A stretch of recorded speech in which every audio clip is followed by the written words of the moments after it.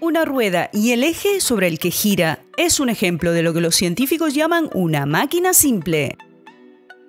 ¿Y qué significa esto? Pues que la rueda, aunque sea un invento simple, puede hacer grandes cosas. Como por ejemplo, multiplicar la fuerza o la velocidad según cómo la gires. Las ruedas de bicicleta suelen tener más de 50 centímetros de diámetro, lo que significa que son mucho más altas que las ruedas de un automóvil. Bueno, por lo menos de la mayoría. Cuanto más altas sean las ruedas, más multiplicarán su velocidad cuando las gires en su eje. Por eso las bicicletas de ruta tienen las ruedas más altas.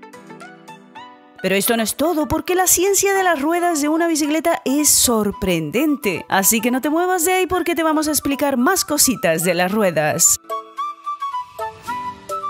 Como por ejemplo, cómo soportan tu peso, porque al final las ruedas son las que soportan todo el peso, el tuyo y el de la bici. Además lo hacen de una manera muy interesante. Si las ruedas fueran sólidas, se aplastarían cuando te sentaras en el sillín y tendrían que empujar hacia arriba para sostenerte. Sin embargo, las ruedas de la mayoría de las bicicletas están formadas por un eje fuerte, una llanta delgada y alrededor de 24 radios altamente tensos. Como te habrás fijado, las bicicletas tienen ruedas de radios en lugar de ruedas de metal macizo, para que sean más fuertes y livianas. Y también para reducir la resistencia al aire a medida que pedaleas, que esto es muy importante.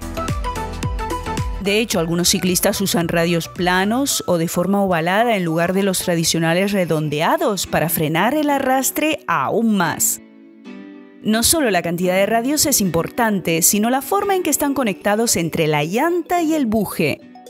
Al igual que los hilos de una telaraña o las cuerdas de un puente colgante como este, las ruedas de una bicicleta están tensas.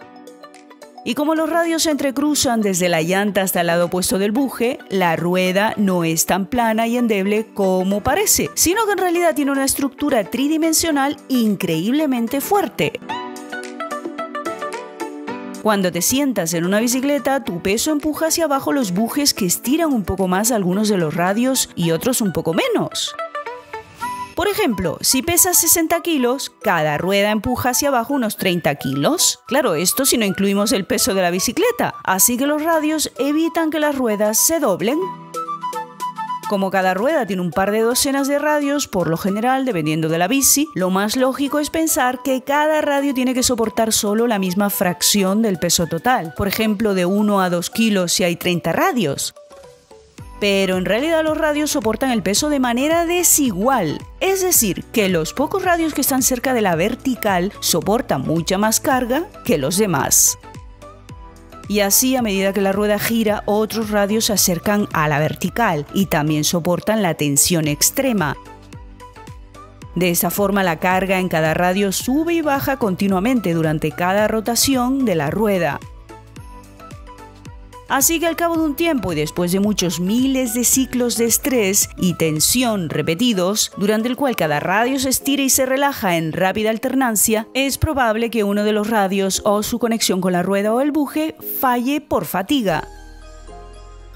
Y eso, aumentaría demasiado la carga en el resto de los radios, lo que los haría más propensos a fallar también y provocaría una especie de efecto dominó que haría que la rueda se doblara.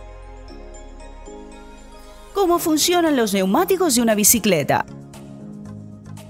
Atento porque la fricción entre los neumáticos de goma y la carretera por la que conduces te beneficia. Y te preguntarás ¿cómo? Pues bien, este roce entre el neumático de goma y el pavimento te da un agarre que hace que tu bici sea más fácil de controlar, sobre todo en días de lluvia. Al igual que los neumáticos de los automóviles, los neumáticos de las bicicletas, y esto lo sabe hasta un niño pequeño, no están hechos de caucho macizo, sino que tienen una cámara de aire llena de aire comprimido. Pues bien, eso significa que son más livianos y elásticos, lo que te permite una conducción mucho más cómoda. Como sabrás, los neumáticos así como los conoces con aire dentro fueron inventados y patentados por John Boyd Dunlop hace casi un siglo y medio.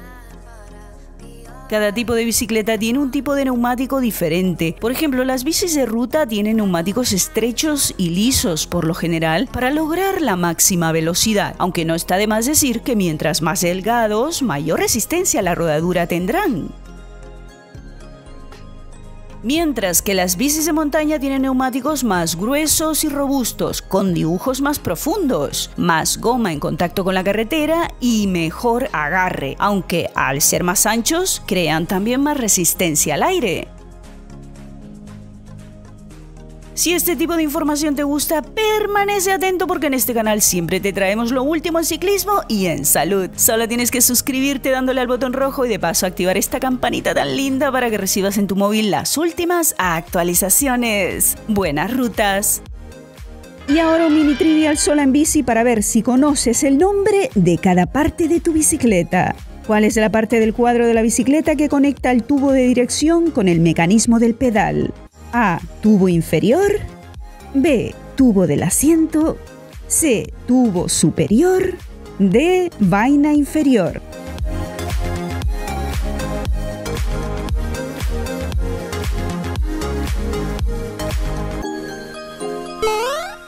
Respuesta A. Tubo inferior. Letting go, yeah, it isn't easy. Two hearts slowly breaking.